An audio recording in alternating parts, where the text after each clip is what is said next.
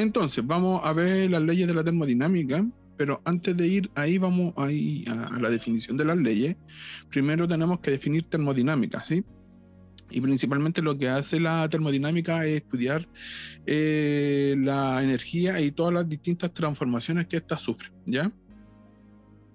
Y por lo tanto, todas estas transformaciones dan o están involucradas en distintos procesos. Pues nosotros vamos a encontrar termodinámica en cosas cotidianas, vamos a encontrar termodinámica a nivel industrial y vamos a ver termodinámica a nivel biológico, ¿ya? O sea, tenemos varias partes donde, donde el modelo de la termodinámica sirve para explicar las reacciones químicas o fenómenos que se ven, principalmente siempre ligados a transferencias de energía, ¿ya?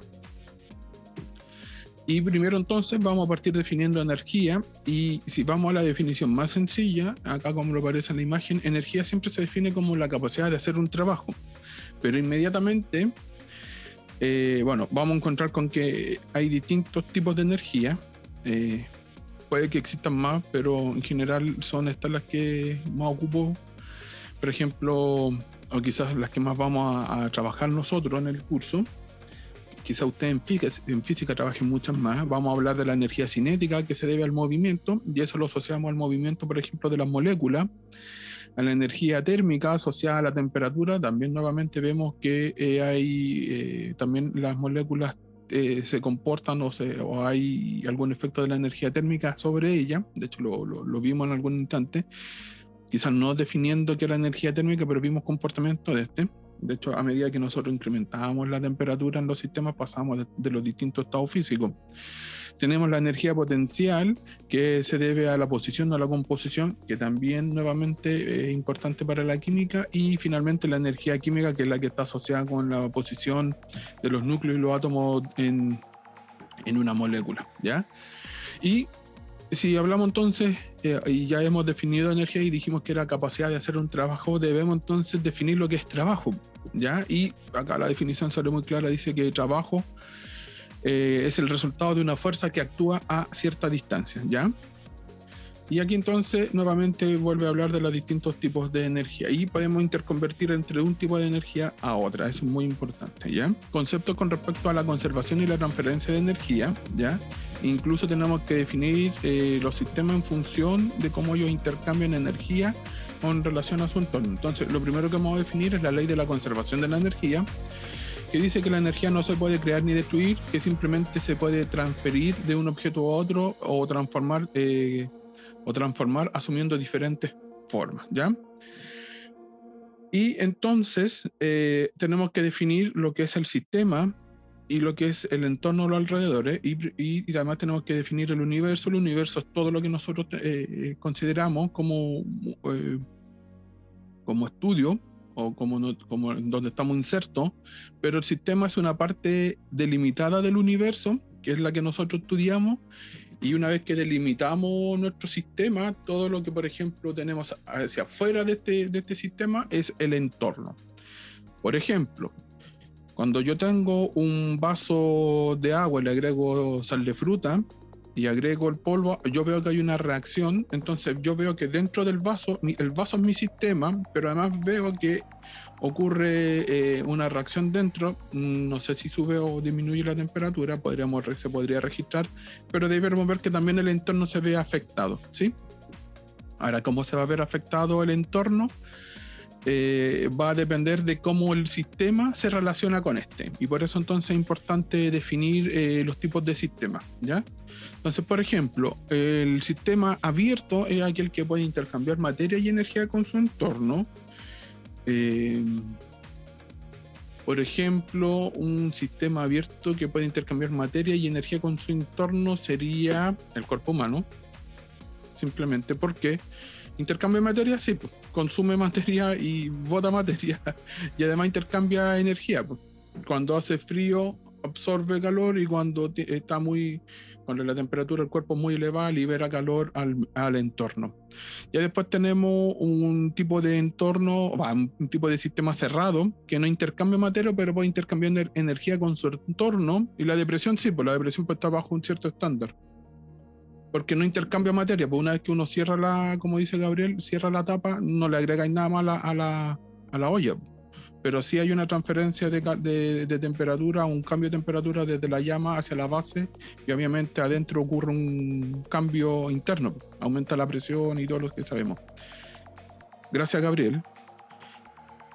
Y el sistema aislado no intercambia nada, no intercambia ni materia ni energía con su entorno, y uno podría decir que es como un universo en sí mismo. Y uno de los ejemplos de sistema aislado son los DEWAR o los termos, porque en teoría deberían ser un sistema aislado. La doble pared impide que se enfríe o se caliente dependiendo de cómo están usando el termo, y además está cerrado, entonces no hay ni intercambio de materia ni intercambio de energía. Digo en teoría porque obviamente después de cierto tiempo sí se pierde ¿cómo se llama esto? El agua se enfría después de un tiempo, pero igual hay un tiempo que funciona bastante bien, ¿ya?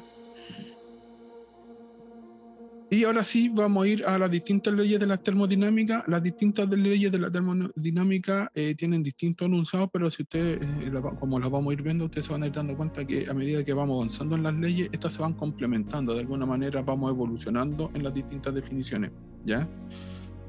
Entonces, vamos a partir por la primera ley de la termodinámica, y así se conoce por si acaso, y la primera ley de la termodinámica lo primero que hace es definir el término de energía interna, ¿ya?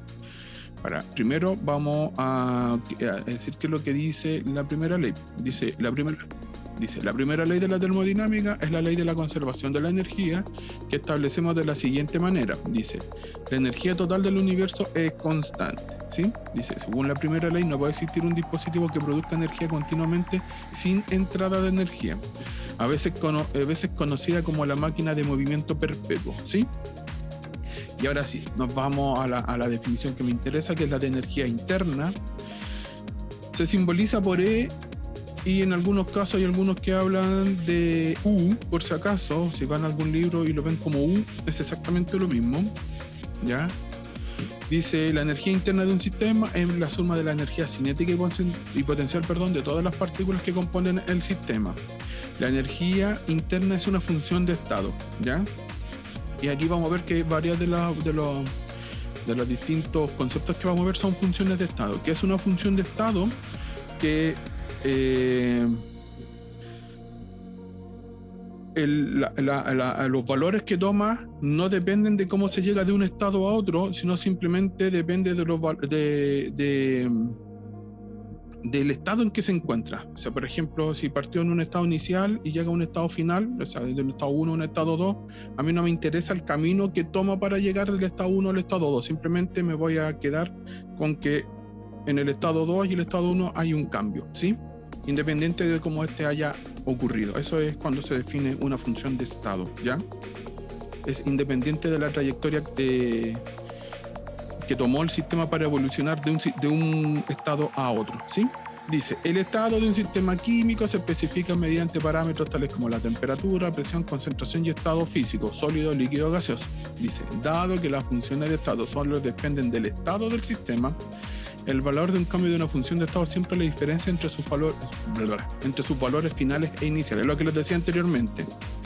Por ejemplo, la energía o la diferencia de energía interna la voy a definir como la energía final o la energía 2 que tiene el sistema menos la energía inicial. Si lo llevo a una reacción química, voy a definir el cambio de energía interna como la energía de los productos menos la energía de los reactivos. ¿Y por qué tiene sentido que sea producto menos reactivo? Porque el comienzo es reactivo y el sistema evoluciona a producto. Entonces el estado final es producto. Si la reacción fuera en el otro sentido, acuérdense que vimos que habían reacciones que tenían doble flecha, veríamos entonces que igual es lo mismo, porque ahora los productos serían los reactivos y llegaríamos nuevamente que los reactivos iniciales serían después los productos, ¿ya? ¿Cómo llegó la reacción de reactivo a producto? A esto no le interesa, no nos interesa saber cómo llegó. Si tomó 1000 pasos para llegar o si lo hizo de una forma directa, da exactamente lo mismo. Lo único que nos interesa es el estado inicial y el estado final, ¿ya? Dice, primero tenemos que ponernos de acuerdo con algunos flujos de cómo fluye la energía en función de las reacciones químicas, ¿ya? Y vamos a ir asociando energías con otros conceptos, ¿ya? En algunos casos vamos a decir que son similares, pero no iguales, ¿ya? Entonces, por ejemplo, aquí tenemos un diagrama que tenemos en el eje vertical, tenemos el cambio de energía interna, tenemos una reacción definida por los reactivos y tenemos una reacción que está compuesta por reactivo y producto, ¿sí? Y fíjense bien que la reacción procede en el sentido de reactivos para formar el CO2 y hay un cambio de energía, ¿sí? De hecho, lo que debiéramos ver es que disminuye la energía y el cambio de energía es negativo, ¿sí? Voy a leer lo que dice un poquito acá al lado para que ustedes lo comprendan, o para que quede un poco más claro. Dice: el eje vertical del diagrama es la energía interna que aumenta a medida que avanzamos en el diagrama, ¿ya? Para esta reacción los reactivos son más altos en el diagrama que los productos porque tienen mayor energía interna, es decir, que inicialmente ellos tienen mucho más energía en un comienzo. A medida que se produce la reacción, los reactivos se convierten en productos que tienen menor energía interna y por lo tanto la reacción emite energía, ¿sí? Porque disminuyó la energía. Varias consecuencias. No sé si creo que lo nombré alguna vez en alguna clase al comienzo. Mientras más negativa sea la energía en reacciones químicas, mucho más estable. Significa que entonces esta reacción va a preferir ir desde estos reactivos, en este sentido, hacia la formación de los productos, porque la formación del producto, como tiene menor energía, es mucho más estable, ¿ya?, que los reactivos iniciales. ¿Ya? Y entonces, como la energía interna inicial y final cambió y la final es menor, hubo una liberación de energía y vamos a decir entonces que el valor de delta es negativo. Y tiene sentido, claro que sí, porque este valor es mucho más pequeño que el inicial, ¿ya? Si seguimos hablando entonces de estos flujos, ahora debemos considerar antes. Aquí solamente hablé de este sistema, o que es solamente la reacción. Pero yo les dije que si había un cambio en el sistema, tiene que haber un cambio en el entorno, ¿ya? Recuerden, el sistema es lo que yo estudio, es la parte del universo que yo estudio. En este caso estoy estudiando esa reacción. El entorno es todo lo que hay alrededor de la reacción. Si la reacción está en un vaso precipitado, el entorno puede ser perfectamente el mesón donde está el vaso precipitado perdón, y el aire que lo rodea y la parte que esté abierta, ¿ya? Ahora dicen, si definimos el sistema termodinámico como los reactivos y productos de la reacción, entonces la energía fluye fuera del sistema y hacia el entorno. Vuelvo acá. Habíamos quedado que estábamos viendo que la reacción era el sistema de estudio y dijimos que la energía, el delta de energía interna era negativo. Pero dice entonces que la energía tiene que fluir fuera del sistema, ¿ya? Porque hubo un cambio. Para algún lado se fue la energía que tenía, esta diferencia de energía. ¿Dónde se fue? Hacia el alrededor. Y si la energía del sistema es negativa, la energía el mismo cambio de energía ocurre en el entorno, pero con signo contrario. Entonces, si la energía del sistema era negativo, el mismo cambio de energía ahora es positivo, ¿sí? Es exactamente igual, pero de signo contrario. Entonces, dice, según la primera ley de la termodinámica, la energía debe conservarse. Por lo tanto, la cantidad de energía perdida por el sistema debe ser exactamente igual a la cantidad ganada por el entorno. Y podemos decir entonces que la energía del sistema es igual al negativo de la energía del entorno. Ya. Ahora, ¿qué sucede si tenemos el caso opuesto? Porque vimos que esta reacción, los reactivos tenían mayor energía interna que el producto. ¿Podremos tener una reacción que sea al revés? Claro que sí. ¿Me salté algo? Ah, no. La misma reacción, pero la vemos desde el otro sentido. O sea, acuérdense que yo les dije que las reacciones las podíamos ver de las dos formas, yendo de reactivo a producto, de producto a reactivo. Que todas las reacciones ocurren en ambos sentidos no depende de la doble flecha, sino depende de otro valor, que lo vamos a ver más adelante, de qué tan espontánea sea la reacción. que también aparece de acá. ¿Ya? Entonces, que una reacción proceda en un sentido o en otro tiene que ver con la espontaneidad de la reacción. Entonces, fíjense bien, tengo la misma reacción, pero ahora la estoy mirando desde el otro punto de vista. En este caso, la energía interna del reactivo es obviamente mucho menor que la de los productos. ¿Ya? Recuerden, hacia acá abajo están los valores negativos de energía. Vamos a tener que el delta E de energía ahora es positivo, ¿cierto? Porque va a ser en el sentido contrario que vimos anteriormente. Va a tener la misma magnitud de la reacción anterior, pero ahora con el sentido de cambio de signo, ¿ya? Es decir, si vamos del CO2 a la general a formar los elementos, sería entonces una reacción que va a tener un delta E mayor a 0. Ahora, si el delta del sistema es mayor a 0, es positivo, para que ocurra la reacción tiene que consumir energía, ¿ya? O sea, no va a ocurrir por sí sola. Tiene que sacar energía. ¿Y dónde va a sacar energía? Del entorno, ¿ya? Y el valor de energía que saque del entorno va a ser el mismo que necesita la reacción, pero con signo contrario. Es decir, si el delta E que necesita esta reacción para proceder es positivo, para que ocurra esta energía, para que ocurra esta reacción, requerimos de energía, va a tener que sacarle energía al entorno. Y el cambio de energía en este caso va a ser negativo en el entorno. Bueno, ya tenemos claros los flujos de energía. Vamos a resumir un poco. Si el sistema tiene un cambio de energía interna negativo, la energía se libera en la misma cantidad hacia el entorno y es positiva. Al contrario, si el sistema tiene energía positiva, requiere energía del entorno, pero la energía del entorno va a ser, el cambio de energía interna del entorno va a ser negativo, ¿sí? Por si acaso, ya. Resumiendo lo que eran los flujos de energía, porque esto simplemente era para ponernos de acuerdo, dice: si los reactivos tienen una energía interna más alta que los productos, el delta E del sistema es negativo y la energía fluye del sistema hacia los alrededores. Si el sistema es la reacción, sería desde la reacción hacia los alrededores. Si los reactivos tienen una energía interna más baja que los productos, el delta E del sistema es positivo y la energía fluye hacia el sistema de los alrededores.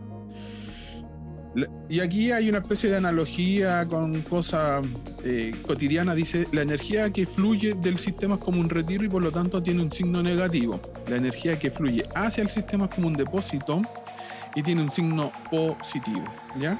Hemos hablado entonces de cómo son los flujos de energía desde el sistema al entorno y desde el entorno hacia el sistema. Pero la primera ley todavía ni siquiera la hemos trabajado aún. Dijimos que, no sé si dijimos algo, pero la primera ley habla de dos procesos o habla de dos definiciones. Vamos a hablar de Q y W, ambas en minúsculas. ¿Quién es Q y quién es W? Las vamos a ver ahora. El sistema puede cambiar calor con el entorno y este calor se va a llamar Q, y además el sistema o el entorno pueden intercambiar trabajo, o sea, es decir, el sistema puede hacer un trabajo sobre el entorno o el entorno hacer un trabajo sobre el sistema, y este trabajo se conoce como W, ¿ya? Dice: según la primera ley de la termodinámica, el cambio en la energía interna del sistema, delta E, es la suma del calor transferido Q y el trabajo realizado W. ¿Se acuerdan que antes habíamos dicho, voy a retroceder un poco, que el delta E era la energía final menos la energía inicial, y que si fuera de producto y reactivo, para una reacción el delta E sería la energía de los productos menos los reactivos? Ya, pero la primera ley lo que hace además es definir que el delta E es igual a el calor más el trabajo. Es decir, lo acaba de redefinir. Y aquí vamos a tener, por ejemplo, distintos tipos de fenómenos o distintos tipos. Hay una tabla que resume, por ejemplo, los cambios en el calor y en el trabajo y cómo varía la energía interna del sistema. Por ejemplo, si el calor, si el sistema gana energía térmica, dice el trabajo es realizado sobre el sistema y la energía fluye hacia el sistema. Entonces el delta es positivo. si el sistema pierde energía térmica, el trabajo se realiza por el sistema y la energía fluye fuera del sistema. ¿Ya? Es solo para abreviarlo. Después lo vamos a ver con ejemplo, por si acaso. Ya. Ahora, esto es súper general. Y así como ustedes fuimos viendo, por ejemplo, la energía interna en su definición más general, después ahora la hemos redefinido en función del calor del trabajo. Ahora vamos a tener que volver a definir calor y después vamos a tener que definir trabajo. ¿Sí? O sea, de alguna manera cada vez vamos yendo más en profundidad con respecto a la definición de la primera ley. Al comienzo puede parecer un poco confusa porque aparecen una serie de términos, como todos los que he visto ahora. El calor es el intercambio. Bueno, ahora vamos a cuantificar el calor. ¿Sí? Vamos a cuantificar el calor. Dice, el calor es el intercambio de energía térmica entre un sistema y sus alrededores causado por una diferencia de temperatura. ¿Ya? Así se define el calor. Es el intercambio de energía térmica entre un sistema y sus alrededores causado por una diferencia de temperatura. La temperatura es una medida de la energía térmica dentro de una muestra de materia, ¿sí? Y el calor es la transferencia de energía térmica. Por lo tanto, aquí lo que está ocurriendo es que está separando términos. Porque generalmente uno habla de calor y de temperatura como si fueran sinónimos, pero no lo son. Acá está diciendo cuál es la diferencia.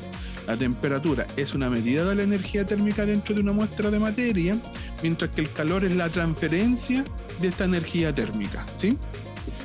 Dice, la energía térmica fluye de la materia a temperaturas más altas a la materia a temperaturas más bajas, ¿sí? Por ejemplo, en este instante, si mi cuerpo está a 37 grados Celsius y el entorno está a 10 grados Celsius, la transferencia de energía está yendo desde mi cuerpo, que está a una temperatura más alta, y por lo tanto estoy liberando calor porque estoy transfiriendo energía térmica al ambiente, ¿ya?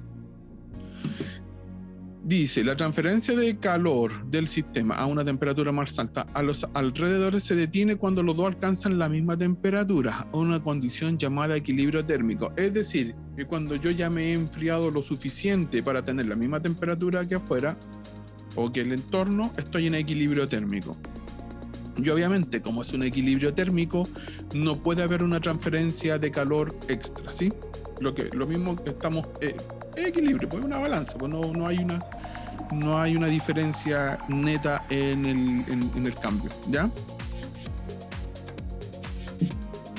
Ya.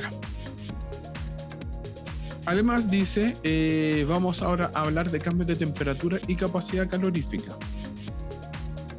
Hablamos ya de calor, así que lo vamos a dejar por ahí y hablamos de temperatura, pero ahora vamos a hablar de capacidad calorífica. Dice, definimos la capacidad de calor C de un sistema como la cantidad de calor requerida para cambiar su temperatura en 1 grado Celsius.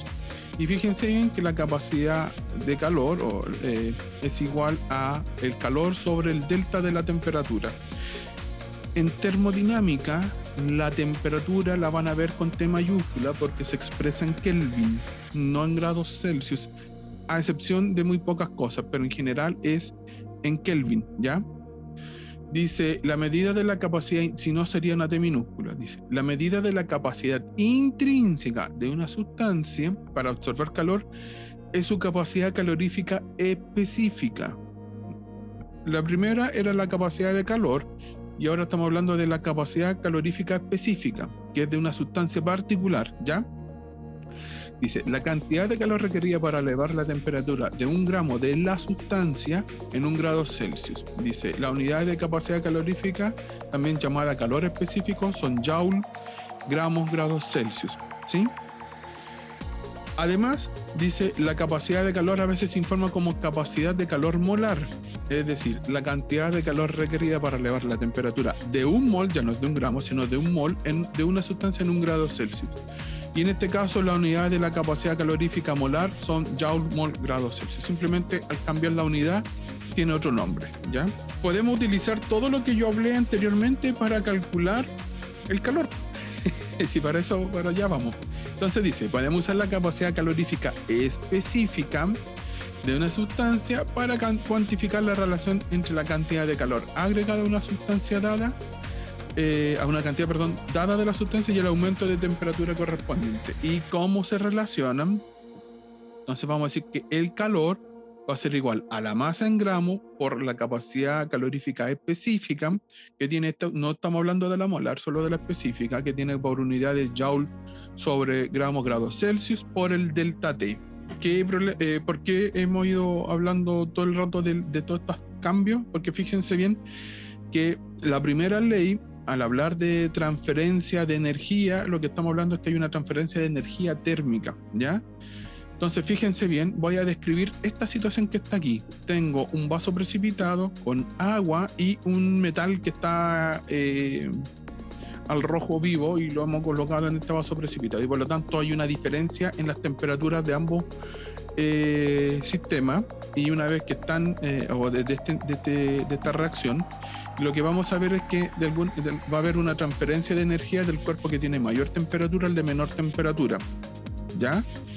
Y obviamente que esa transferencia va a ser igual al calor, ¿ya?